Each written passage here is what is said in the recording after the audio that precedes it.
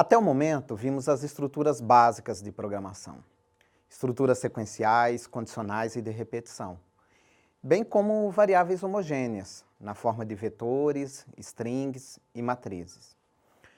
Com variáveis homogêneas, eu consigo representar uma coleção de objetos de um mesmo tipo.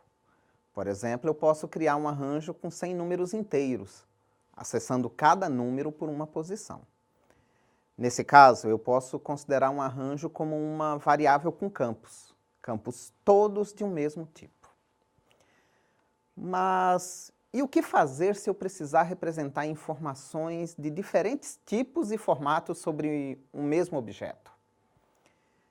Suponha que você precise representar uma entidade do mundo real com seus diferentes atributos. Por exemplo, uma pessoa.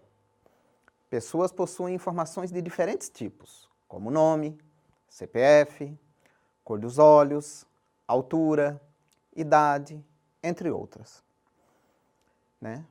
Poderíamos usar variáveis diferentes para cada uma dessas informações. Mas o que fazer caso seja necessário armazenar dados de várias pessoas? Poderíamos usar um arranjo para cada tipo de informação e o índice utilizado seria único para cada pessoa, como ilustrado em tela. Nesse caso, o índice 0 representaria uma pessoa, o índice 1, outra pessoa diferente, e assim por diante.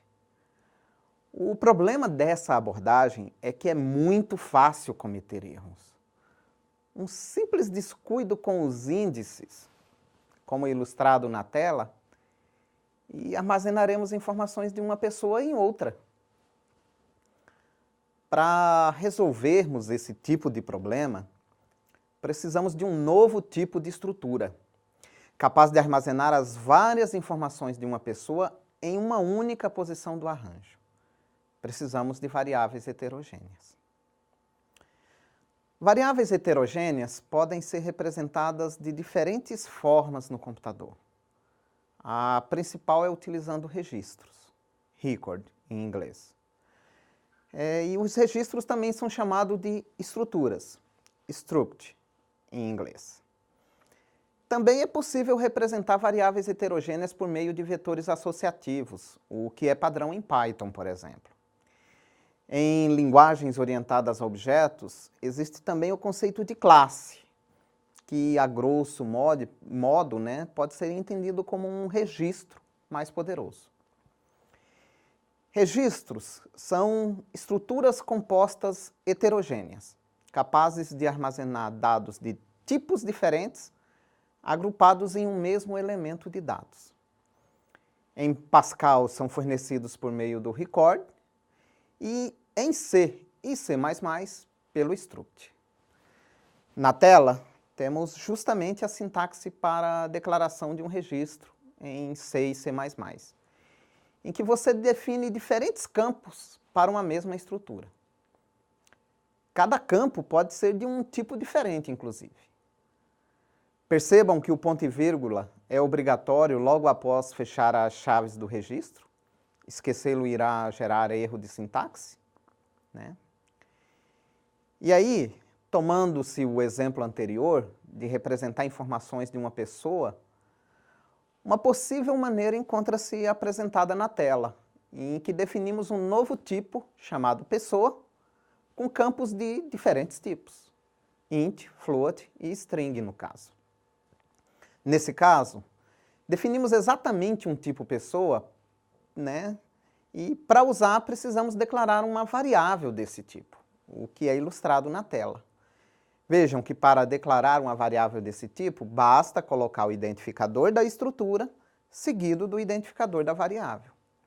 No exemplo apresentado, a variável indivíduo é então definida como sendo do tipo pessoa, um registro. Notem que em C puro é necessário colocar a palavra struct antes de definir a variável, como ilustrado na tela. Essa sintaxe também é aceita em C++, mas não é usual. Bom, mas temos uma variável com campos, então você deve estar se perguntando como fazer para acessar esses campos, não é mesmo? É bastante simples. Basta separar a variável do campo por meio de um simples ponto, como ilustrado na tela.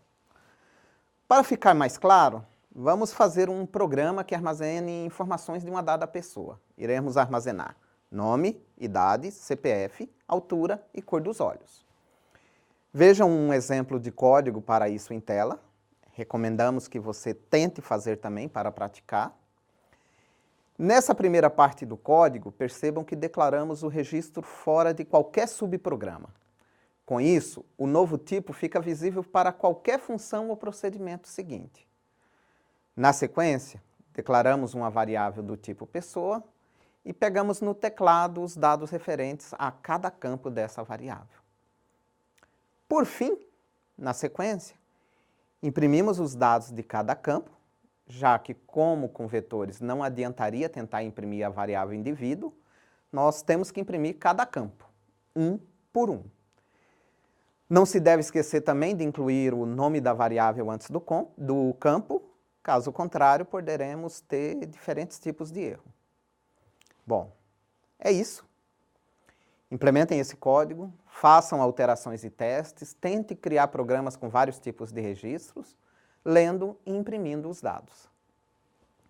Em nossa próxima videoaula, falaremos sobre como podemos usar, ao mesmo tempo, registros e arranjos.